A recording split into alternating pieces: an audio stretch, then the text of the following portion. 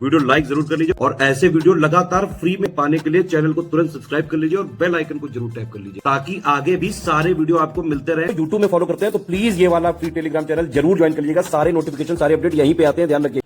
UPPSC का PCS 2022 का mains चल रहा है। थर्ड डे था आज 29 सितंबर का। सेकंड शिफ्ट का पेपर है ये। जीएस पेपर 4 एथिक्स, इंटीग्रिटी और एप्टीट्यूड वाला पेपर है ये। सब कुछ इसमें भी सेम है। 200 मार्क्स हैं इसमें। मैक्सिमम 3 घंटे में करना है। 10 क्वेश्चन आए हैं इसमें 125 वर्ड के 8 नंबर के।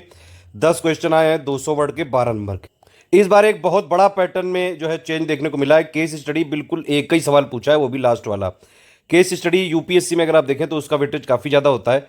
यूपीपीएससी में वैसे ही काफी कम वेटेज था, लेकिन इस बार बिल्कुल ही घटा दिया। एक ही क्वेश्चन पूछा है सिर्फ केस स्टडी का। बाकी पूरा का पूरा पेपर थ्योरी बेस्ड है। सिंपली जो ऑफिशियल सिलेबस में जितने पॉइंट दिए हुए हैं, यूपीपीएससी के ऑफिशियल सिलेबस में जो पॉइंट दिए हुए हैं, उनकी बेसिक अंडरस्टैंडिंग आपको बहुत जरूरी थी। प्लस उसका अप्लाइड फॉर्म भी लिखना आना चाहिए। मतलब जब आप कई सारे जैसे जीएस की तैयारी करते हैं, टोटल जीएस 1, जीएस 2, जीएस 3 ऐसे डेली एडिटोरियल्स की जो है आपकी आदत होती है, न्यूज़पेपर आप कवर करते हैं।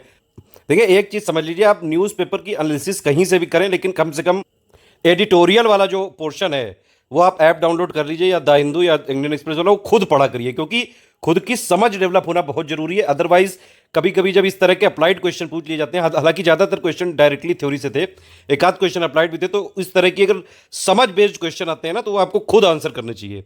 वो धीरे धीरे थॉट प्रोसेस वैसा बन जाता है। धीरे धीरे आप पढ़ते जाते हैं, समझते जाते हैं, ब्रेन स्टॉर्मिंग करते जाते हैं, चीजों को कनेक्ट करना सीखते हैं।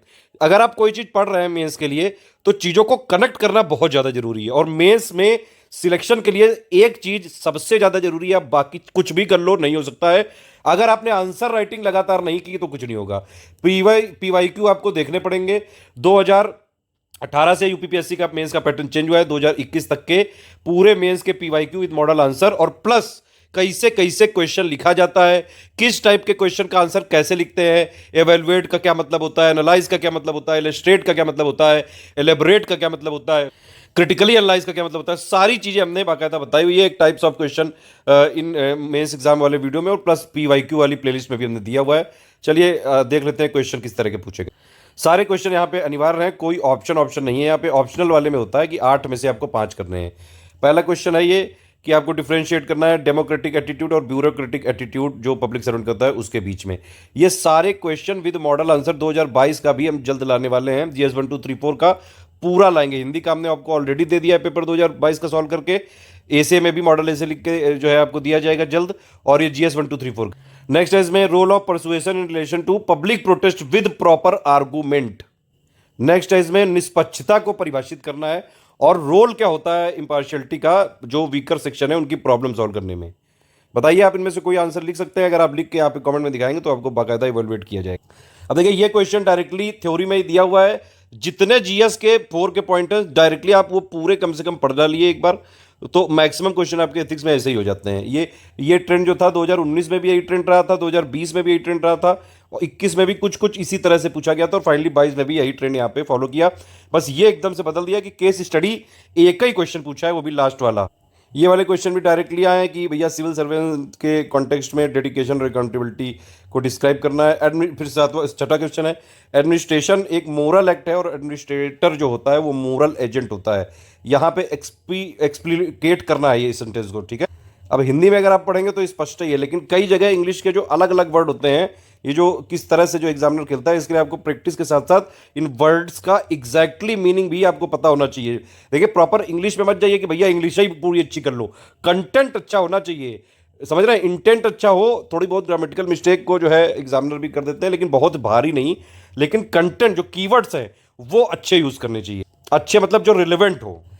फिर नेक्स्ट क्वेश्चन है क्या आप स्वीकारते हैं कि जो जन संस्थाएं हैं जनता के अधिकारों के संरक्षण में सफल हुई हैं? अब देखिए नेक्स्ट क्वेश्चन कितना अच्छा क्वेश्चन पूछा है ये।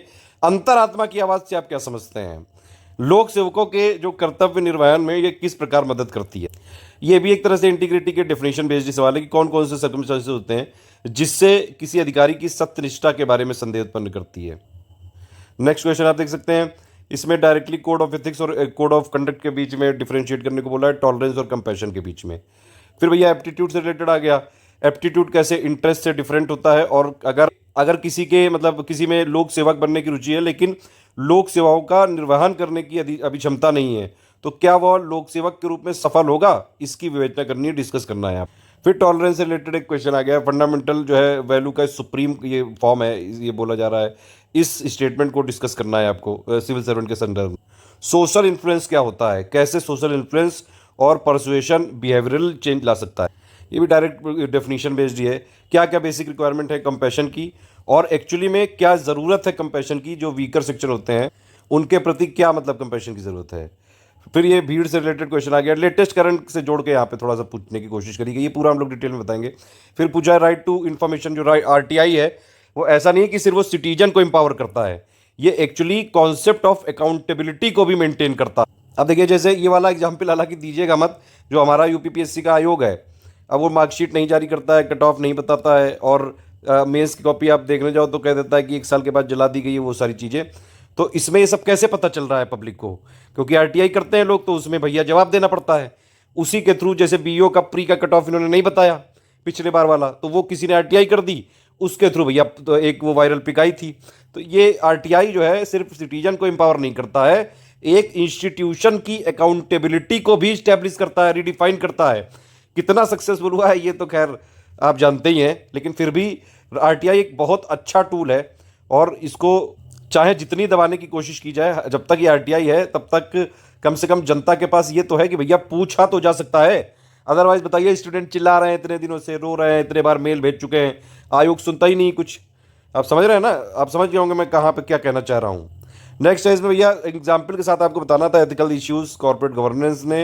नेक्स्ट है कौन कौन से स्टेप लिए जा सकते हैं आपके हिसाब से ताकि करप्शन को जो है हटाया जाए, भ्रष्टाचार को रोकने के लिए, ये बताइए आप। ये मतलब बड़ा सब्जेक्टिव क्वेश्चन है, बचपन से हम लोग इस पर डिस्कशन करते आ रहे हैं। ये थोड़ा सा एक फिलोसफिकल टाइप का क्वेश्चन पूछ लिया। 8 फोल्ड पाथ बताया, ये एक्सप्लेन करना है आपको, बुद्धा ने जो बताया था। वैसे देखा जाए तो ये वाला क्वेश्चन भी हिस्ट्री में आपने जरूर पढ़ा होगा, right understanding, right thought, right speech, ये सारी चीज़ें ये यहाँ पे आराम से लिखी जा सकती थी। लास्ट वाला क्वेश्चन है जिसको आप केस स्टडी के थ्रू रख सकते हैं। इसमें एक ऐसे मतलब ये संजीव है, ये बहुत आदर्शवादी बंदा है भाई, सत्य बोलता है हमेशा। एक दिन उसने देखा कि एक कोई भीड़ है, वो किसी एक मतलब आदमी को जो है दौड़ा रही है, लगातार डंडे मार रही है, पत्थर मार रही है, वो बंदा किसी तरह छुप गया कहीं, उसको ही संजीव भैया ने देख लिया। ठीक है, भीड़ ने उनसे पूछा संजीव भैया ने, तो संजीव भैया क्योंकि सत्य के पिरौंदे थे तो उन्होंने कहा कि भाई वो छिपा हुआ है वहाँ पे। अब वो छिपा हुआ है वहाँ पे, ये भीड़ ने जाना तो उसको मार डाला। अब इसके हिसाब से आपको बताना है संजीव के आचरण पर टिप्पणी करनी कंडक्टर। बताइए आप होते तो क्या करते, जल्दी से कमेंट करके बताइए। यूपीपीएससी के प्रीवियस ईयर पेपर अगर आपको डाउनलोड करने हैं प्री के मेंस के, ये वाला टेलीग्राम चैनल जरूर ज्वाइन कर लीजिएगा, और ज्वाइन करके रखिएगा सारे नोटिफिकेशन अपडेट, जीएस जीके के, करंट अफेयर के, कई सारी important picks, latest notification update सब यहीं पे मिलता है। प्लीज़ इसको ज्वाइन जरूर करके रखिए। हमारे कई सारे पेड ग्रुप चल रहे हैं, पीसीएस आरओ बीईओ के और प्लस बीपीएससी के, इन नंबर पर कॉल करके जानकारी ले सकते हैं।